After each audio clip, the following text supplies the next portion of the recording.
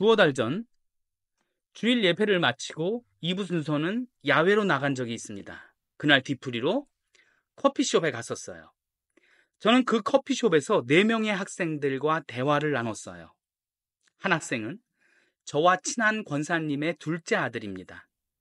그 형은 음식 만드는 것을 좋아해요. 음식점을 차릴 꿈과 포부를 가지고 있습니다. 그 동생과 그의 형에 대한 열정을 대화로 나눴어요. 동생이 형의 열정을 응원하는 모습이 멋졌어요. 또 한 학생은 생명과학에 관심이 있습니다. 생명과학은 그 생명체에 대한 연구예요. 생명의 신비를 밝히고 그 생명의 살아가는 과정을 연구하는 학문입니다. 더군다나 하나님께서 만든 그 생명의 신비에 관심이 있다 하니 멋졌어요. 또 한 학생은 스포츠를 좋아했어요. 저도 운동을 좋아하다 보니 그 말이 저에게 가까이 다가왔어요. 좋아하는 것을 즐길 줄 알고 그것을 직업으로 삼아 본인의 삶으로 가져오려 합니다. 지혜롭고 멋졌어요. 4번째 학생과 대화했어요. 그 학생은 어려서부터 눈이 안 좋았다고 해요. 눈이 안 좋았기 때문에 눈에 관한 공부를 하고 그것을 치료하는 사람이 되고 싶다고 말합니다. 자신이 가진 아픔 속으로 들어가 그 아픔을 직업으로 삼고 같은 아픔을 가진 사람을 위해 힘쓰려고 했어요. 멋졌어요. 이 4명의 학생들과 짧지만 진지한 대화를 통해서 키는 제가 제일 큰데 작아지는 느낌을 받았습니다. 왜냐하면 전 학생들을 약하고 어린 존재로만 봤습니다. 그런데 대화를 나눠보니 어리지 않았어요. 학생들이 어린 게 아니라 편견 속에 있는 저의 성숙함이 모자랐던 겁니다. 오늘 본문의 말씀은 시편 8장 1절부터 9절입니다. 그리고 창세기 1장 27절에서 28절이에요. 본문이 2개입니다. 제가 시편 8장부터 읽으면서 시작할게요. 시편 8장 1절입니다. 여호와 우리 주여, 주의 이름이 온 땅에 어찌 그리 아름다운지요. 주의 영광이 하늘을 덮었나이다. 사랑해서 좋아 죽겠다는 다윗의 표현이 두 개가 나옵니다. 어렸을 때 부모님께 이런 소리 들어봤죠. 철수 우리 새끼, 철수 우리 새끼. 여호와 우리 주여. 철수 우리 새끼는 악이기 때문에 하대한 거고 여호와는 존대를 한 거예요. 또 있습니다. 어쩜 이렇게 이쁘니. 이 말 어렸을 때 많이 들었죠? 어쩜 이렇게 예쁘니. 어찌 그리 아름다운지요. 너무나 좋아하는 자기의 주님을 표현하고 있어요. 땅을 보면 하나님의 아름다움이 보이고 하늘을 보면 하나님의 영광이 보인다는 겁니다. 땅과 하늘을 통해 하나님만 보인다는 고백이에요. 하나님에 대한 자신의 뜨겁고 기쁘고 사랑스러운 마음을 다윗이 이렇게 표현하고 있어요. 2절입니다.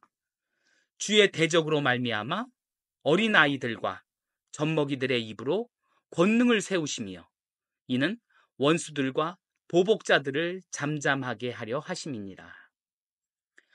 어린아이와 젖먹이들의 입으로 권능을 세우시며 가장 약한 존재인 아이들과 젖먹이들의 입에서 나오는 기도와 찬양이 주님의 권능을 불러 대적을 잠잠하게 만듭니다.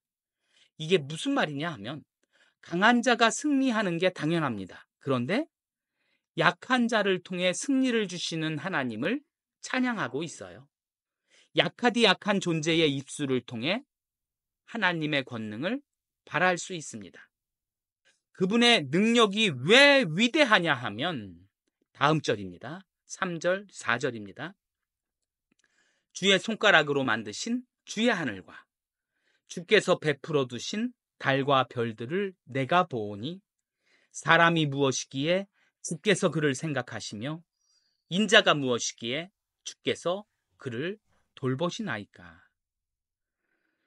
주의 손가락으로 해와 달과 별을 만들었다는 의미는 주님께는 아주 쉬운 일이라는 말입니다. 또한 해와 달과 별을 보며 하나님의 손길을 느낀다는 고백이기도 합니다. 이런 위대한 하나님께서 사람을 사랑하심을 찬양하고 있어요. 위대한 하나님이기 때문에 찬양하는 것이 아니라 사람에 대한 위대하신 하나님의 사랑을 찬양하고 있습니다. 자, 5절입니다. 그를 하나님보다 조금 못하게 하시고 영화와 존귀로 관을 씌우셨나이다.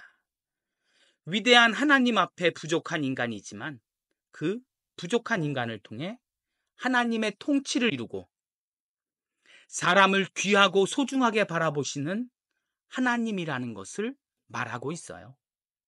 동시에 이 땅에 대한 하나님의 통치에 동참하는 영광을 사람에게 주셨습니다. 주님의 창조물을 통해 하나님을 보게 되는 감격을 감격스럽게 표현합니다. 6절, 7절, 8절입니다. 주의 손으로 만드신 것을 다스리게 하시고 만물을 그의 발 아래 두셨으니 곧 모든 소와 양과 들짐승이며 공중의 새와 바다의 물고기와 바닷길에 다니는 것이니이다. 이 땅의 모든 것을 다스릴 권한과 능력을 주셨습니다. 이것은 인간만이 가능합니다. 그래서 인간이 이 땅을 지배하면서 삽니다. 인간만이 이 땅의 모든 것을 다스릴 권한과 능력을 주셨습니다. 이것은 인간만이 가능합니다. 그래서 인간이 이 땅을 지배하면서 삽니다. 인간만이 하나님의 것을 다스릴 수 있는 존재로 창조하셨어요. 자, 9절입니다. 여호와 우리 주여, 주의 이름이 온 땅에 어찌 그리 아름다운지요. 하나님의 것을 바라보며 하나님을 보므로 하나님을 찬양하며 이 시는 끝을 맺습니다. 다윗은 하나님께서 창조한 이 땅과 저 하늘을 보며 하나님을 발견합니다. 주님께 영광을 돌립니다. 마치 이런 겁니다. 하나님을 모르는 사람은 자연의 아름다움만 보지만 하나님을 아는 사람은 자연의 아름다움과 함께 아름다운 자연을 만드신 하나님을 봅니다. 지금 다윗이 이 고백을 하고 있는 거예요. 하나님의 영광을 보고 그분의 보호 안에 살며 창조자 하나님을 찬양하고 있습니다. 그럼 우리가 왜 하나님을 느낄 수 있는가? 그 능력은 어떻게 생긴 것일까? 이것이 오늘 두 번째 본문입니다. 창세기 1장 27절에서 28절이에요. 하나님이 자기 형상 곧 하나님의 형상대로 사람을 창조하시되 남자와 여자를 창조하시고 하나님이 그들에게 복을 주시며 하나님이 그들에게 이르시되 생육하고 번성하여 땅에 충만하라. 땅을 정복하라. 바다의 물고기와 하늘의 새와 땅에 움직이는 모든 생물을 다스리라 하시니라. 여기서 중요한 것은 인간만이 하나님답게 만들어졌다는 겁니다. 사람 외에 그 어떤 것도 하나님답게 만들어진 것은 없습니다. 유일하게 사람만 하나님답게 만들어졌어요. 하나님답게 만들어졌다는 말은 하나님의 능력을 우리도 가지고 있습니다. 다른 동물은 그게 없어요. 물론 하나님의 일부 능력을 가지고 있어요. 사람만 지식과 지혜가 있습니다. 동물이 아파트를 짓지 못합니다. 동물은 사고력이 부족해서 복잡한 수학 문제를 풀지 못합니다. 풀지 못하는 게 아니라 아예 뭔지도 모릅니다. 동물은 인간보다 신체적 능력은 우월하지만 자전거 한 대도 만들지 못합니다. 사회와 국가를 형성해 다스릴 줄 아는 능력도 없습니다. 이런 능력은 오직 사람에게만 허락하셨어요. 누가요? 하나님께서요. 사람 이외의 다른 동물이 사람처럼 지식과 지혜가 있다면 하나님은 없는 게 맞습니다.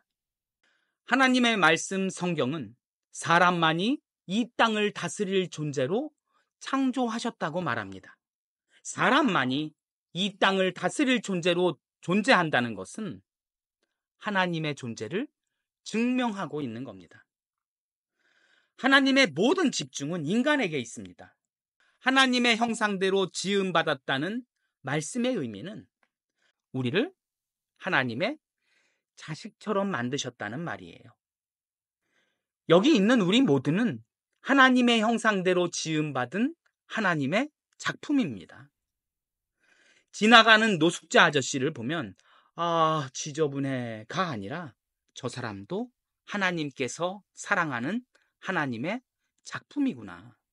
이렇게 생각하는 게 우리 기독교인이 되어야 합니다. 왜 하나님께서 만든 존재로 바라봐야 하냐면 내 생각과 내 뜻으로 바라보면 나보다 못난 사람은 우습게 봅니다. 이것이 사탄이 주는 인간의 본성이에요. 우습게 봐. 저 사람을 우습게 보라고. 사탄은 우리에게 계속 이것을 속삭입니다. 사람을 우습게 보는 생각이 들 때 우리는 빨리 하나님의 말씀으로 얼른 돌아와야 합니다. 하나님께서 소중하게 보는 사람을 우습게 보는 것은 하나님께 큰 죄를 짓는 겁니다. 꼭 가슴에 새기세요. 사람을 우습게 보는 건 하나님을 우습게 보는 겁니다. 야고보서 2장 9절에 만일 너희가 사람을 차별하여 대하면 죄를 짓는 것이니 율법이 너희를 범법자로 정죄하리라.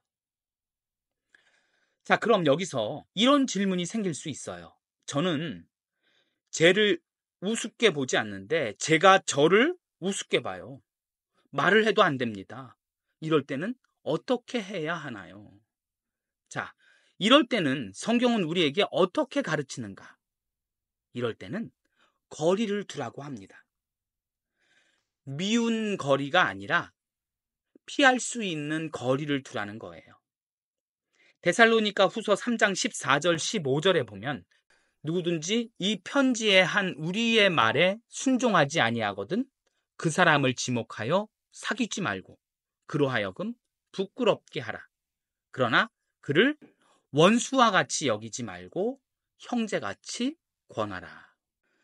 매너 있게 권면하고 그래도 안 되면 거리를 두라고 말합니다. 여기서 중요한 것은 정중하게 권면하는 거예요. 그러니까 미움의 거리를 두라는 게 아니라 관계의 거리를 두라는 얘기입니다. 예수님께서도 바리새인들이 쫓아오자 그들을 피했습니다.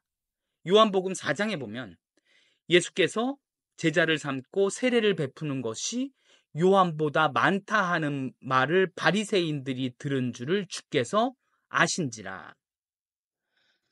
바리새인들이 예수님의 소문을 들었다는 것을 예수님이 알았습니다. 이제 곧 예수님을 공격하러 바리새인들이 온다는 말이에요. 그래서 예수님은 유대를 떠나사 다시 갈릴리로 가실세. 예수님께서는 바리새인들과의 만남을 피하려고 갈릴리로 떠납니다. 관계의 거리를 갖고 지내다 보면 다시 가까운 관계로 돌아올 기회와 변화를 허락하십니다. 그때 가장 중요한 것은 매너 있는 우리들의 태도예요. 매너가 사람을 만듭니다. 내가 매너 있는 나의 모습을 상대에게 보일 때 상대편도 매너 있게 변화됩니다.